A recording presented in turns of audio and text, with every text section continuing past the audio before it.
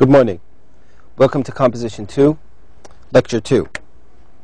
Today, we'll continue talking about Chapter 1 regarding languages and learning. As an extension to the previous lecture, today we want to do a couple of exercises. Now, in the previous lecture, I had asked you to answer a question and post your answers on the course forum. Up to this time, not many have posted their answers on the course forum. So, in order for us to discuss some examples on the board, examples of your responses. So, what I'd like you to do is please go back to focus and post, answer the question and do the task and post your answer or response on the course forum so we can take samples of those and discuss them here in class. Okay? So let's just go on. As a continuation of the previous lecture, we want to do exercise number 1, page 12. Exercise number 1, page 12.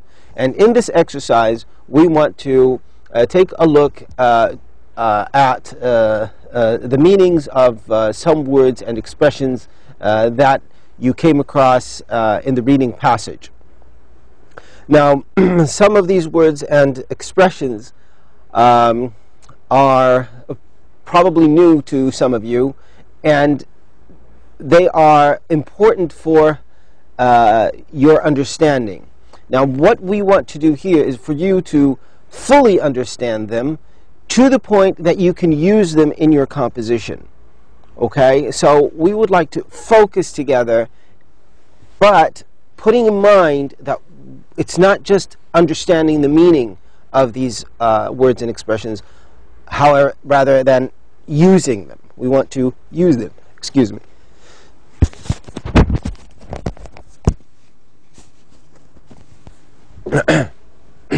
Right. Sorry about that. Right. So let's take a look at exercise number 1, page 12. Okay? I hope you can see this, and to the extent that it's clear. Now, some of the words and phrases that you came across in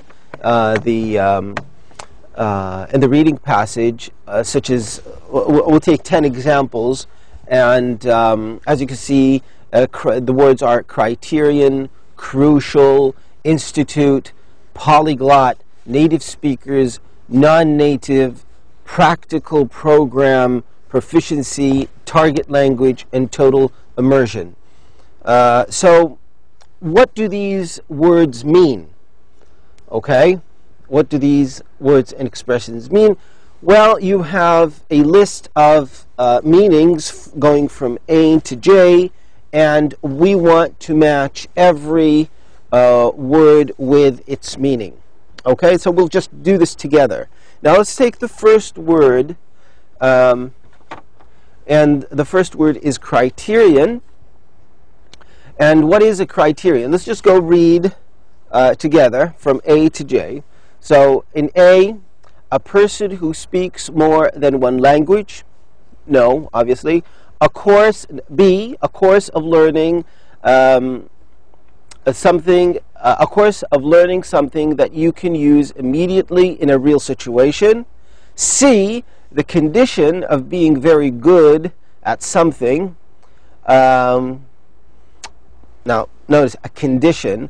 D, a way of learning a foreign language in which only the target language is spoken in class. E, people who speak a language as their first language.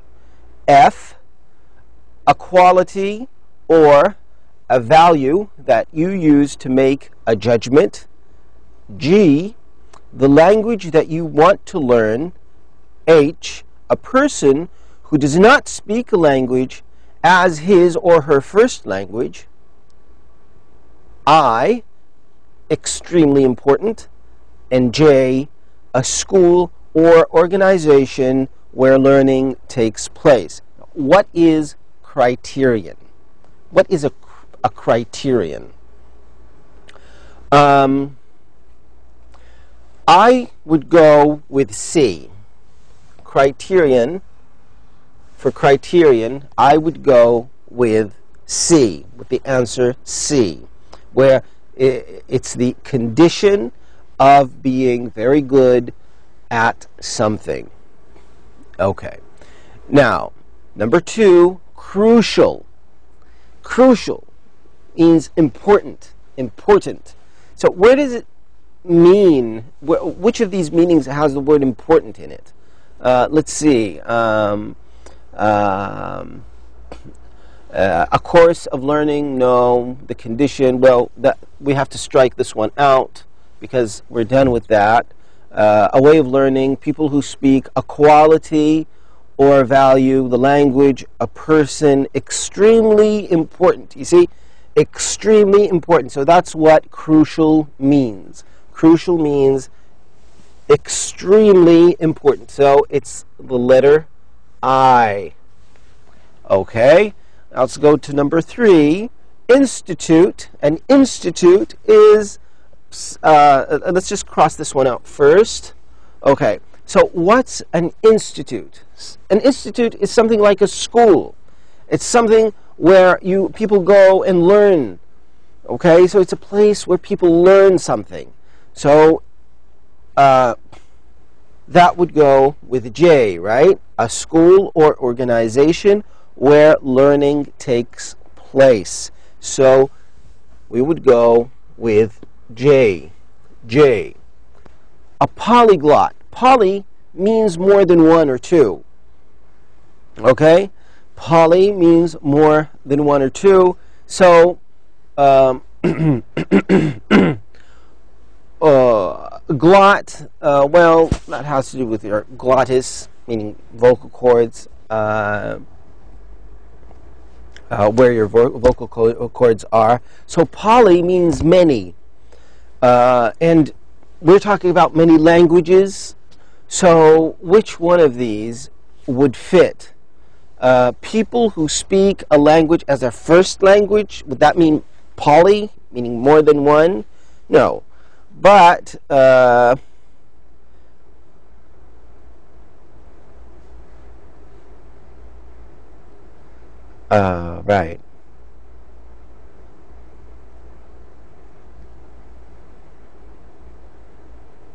So number A, letter A, a person who speaks more than one language. Look, more than one language. More than one language. Poly, meaning more than one. So the answer to this one is A. A. Right. Number 5, native speakers. A native is something that belongs to a particular place, right? A hometown, a country. So a native speaker is, or native speakers are people who speak a language as their first language. So Arabic is our native language. Our native language. And we are native speakers. We are native speakers of Arabic. We, people who live in Saudi Arabia, are native speakers of Arabic. Okay, so native speakers who, are people who speak a language as their first language. Okay. And that would be E. Okay, let's just cross this one out and cross this one out. Okay. Non-native, so number 5 was native, and now we have a non-native. A non-native is someone who doesn't speak the language as his first language. So, a person who does not speak a language as his or her first language. So H is our answer here. And let's cross this one out. Okay. Number 7, practical program. Practical program. What's a practical program?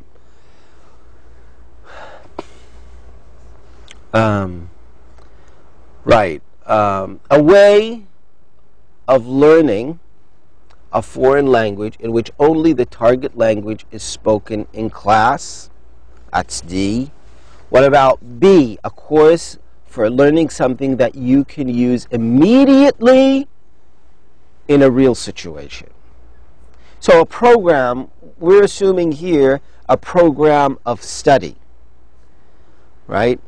What we mean by program here is a program of study. So when something is practical, let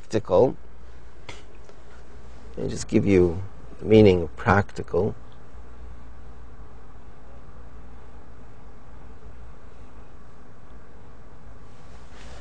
Right? When something is practical, something you want to use immediately, right now. Something you can make use of that doesn't take a lot of time to learn. So a practical program would fit the answer B, because a course for learning something that you can use immediately in a real situation. So let's say you want to learn how to order something in a restaurant. Okay? So you go to a program that would teach you how to order something from a restaurant. That's it. That's all it teaches you. It teaches you how to learn, how to read a menu. It teaches you how to ask for, I don't know, utensils in a restaurant, how to order for a drink, how to call the waiter, to ask where the restroom is, to ask for your bill, that kind of thing. So it's a practical program, something you can use immediately, and it doesn't take time to learn. Okay, so let's cross that one out. Let's move on to 8, proficiency. Proficiency. Let's see, what do we have for proficiency? Could it be D, a way of learning a foreign language in which only the target language is spoken in class? F, a quality or a value that you use to make a judgment? The language that you want to learn, or a school or organization where learning takes place. I think we use J. Let's cross that one out as well. So we're just left with D, F, and G. Right. So proficiency, we have target and total immersion. Which one of these is proficiency? Well, you know what target language is. A target language is the language you want to learn. You want to focus and learn. Okay? So that would be G, right? That would be G. And we're left with proficiency and total immersion, and we're left with two choices, and that's D and F. So D, a way of learning a foreign language in which only the target language is spoken in class, or F, a quality or a value that you use to make a judgment. So when we talk about language proficiency, we can say someone is a beginner in language, or we can say someone is intermediate in a language, or we can say someone is advanced in a particular language. So what are we doing here? We are judging. We're making a judgment that we're making a judgment about someone's level in a language. So if he's a very good speaker in a language, say he's proficient, he has a very advanced proficiency, he is very good, he's very proficient, he has very good proficiency in English or French or German. Okay, so judgment. We use this in order to cast a judgment, to give a judgment. So F is the answer to 8. And then, of course, we are left with,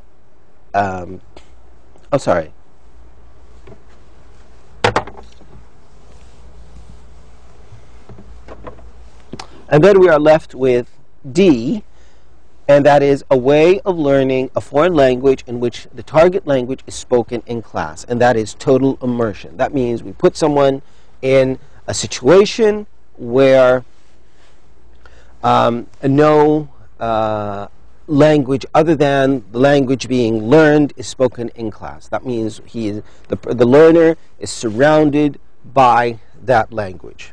And of course, the answer to that is D. Okay. Now, I hope this explanation, let's just cross that out. I hope the explanation to this exercise was useful and helpful. Go revise it. Please fully understand these terms and meanings. It's very important for your compositions. And I would like you to move on to the next exercise that we will consider in this lecture, and that is exercise number 2, page 13. Let me just get it all set up here.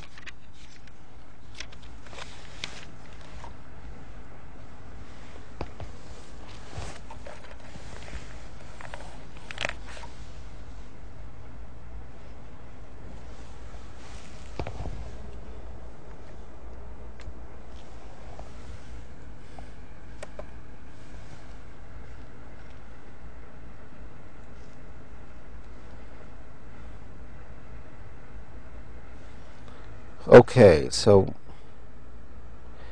as you can see, the exercise here is also about using expressions, and so it asks you to study these expressions for discussing language learning. So the main goal of all of this is to consider is to use these expressions in your writing. We don't want to forget our focus. Our main goal in this course is to write a composition. So anything we learn about words and phrases in these lectures, this lecture and the lectures to come, are important because we want to use them in our writing. Okay? So please take them seriously. So in this exercise, there's a focus on a very important aspect of language. That's the use of prepositions, such as in, on, over, with, of, to, at. All of these are all of these words are called prepositions, but what makes them difficult is that sometimes the use of the preposition in your language, which is Arabic, is kind of different of the use of a preposition in English. And they are kind of slippery when you consider them. But they are very useful in constructing an expression. We'll take a look at that. Please look at the page in front of you here on page 13. I'm looking at page 13. And notice that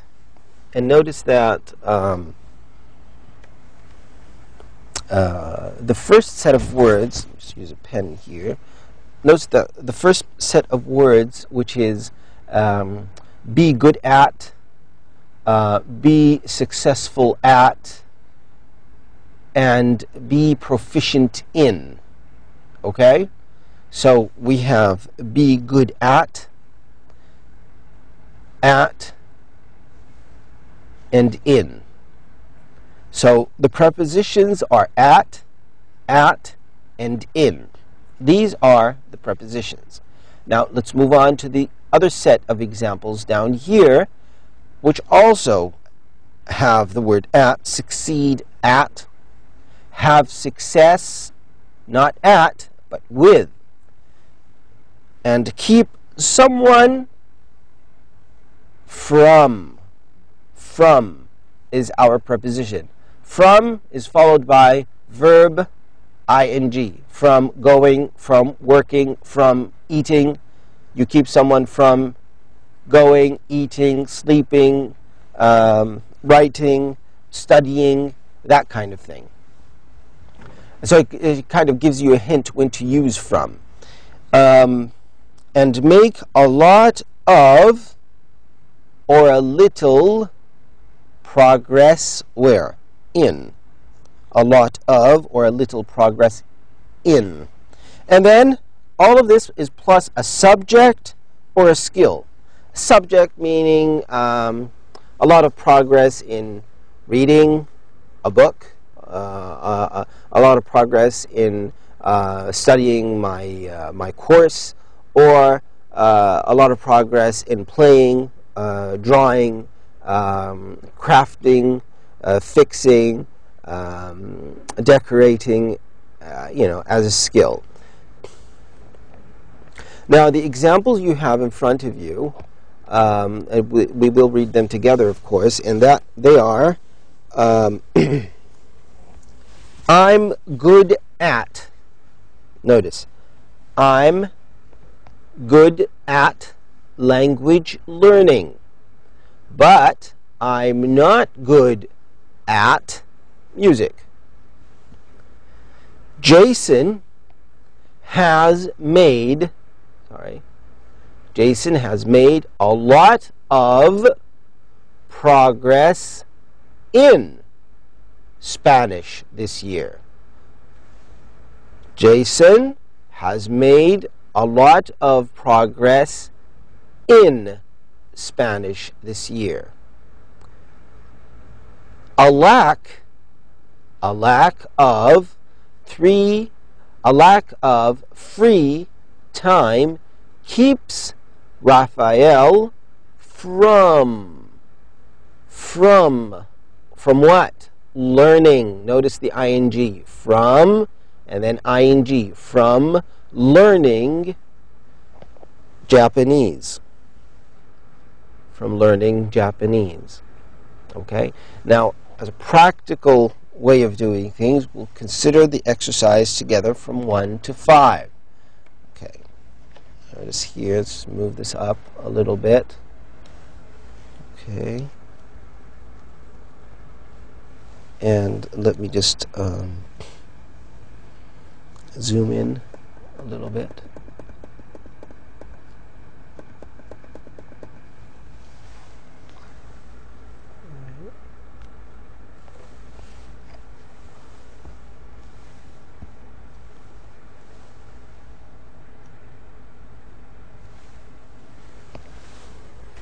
Okay. Right. So, number 1, Chris is proficient. Proficient, we consider the word proficiency, and we say Chris is proficient, and then you have a blank space. 3 languages: Spanish, English, and Japanese. Spanish, English, and Japanese. What would be an appropriate answer? What would be an appropriate preposition? Chris is proficient on. Chris is proficient over. Of. What kind of preposition would you use? I would prefer to use in. Chris is proficient in 3 languages: Spanish, English, and Japanese. Now, number 2, Jake has made a lot of progress. French this year because he attended every class. Every class.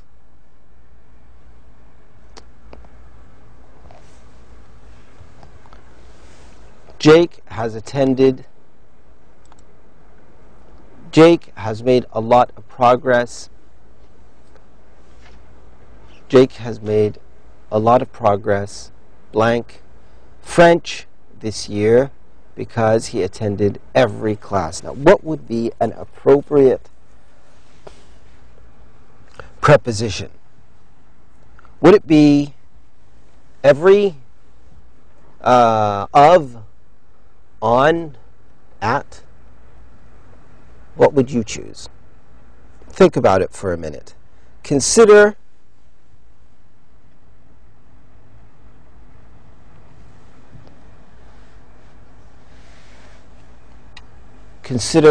the examples you have above in the exercise. Jake has made a lot of progress at French, or in French, or on French.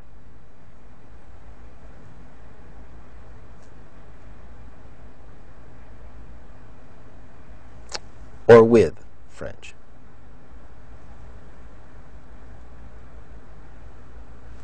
I would use with.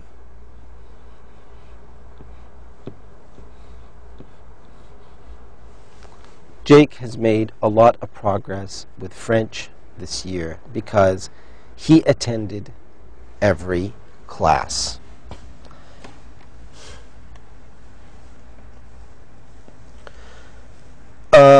Number 3, if you want to succeed,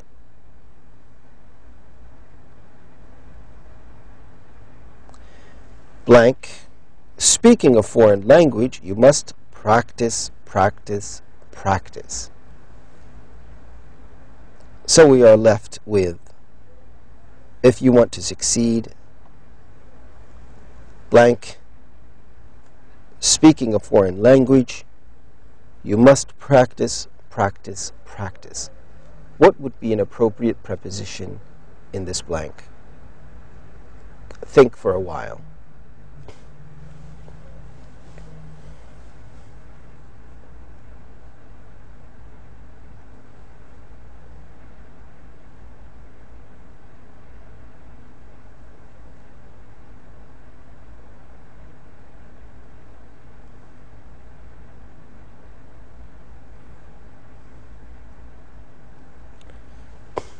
Right.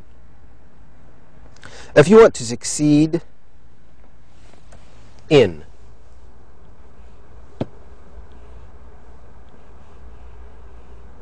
speaking a foreign language, you must practice, practice, practice. Number 4, anxiety can keep students blank becoming proficient. Blank, a foreign language. Notice that you have becoming, the ing. What does that remind you of? What does that remind you of? Right. It should remind you of from. Anxiety can keep students from becoming proficient in a foreign language.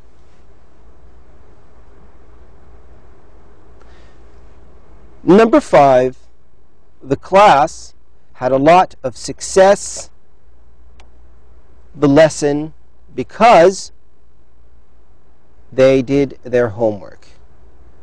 The class had a lot of success with the lesson because they did their homework. Right.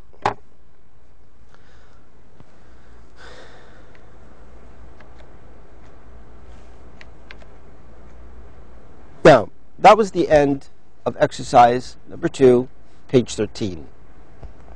That's all we have time for today. Thank you very much, and see you next time.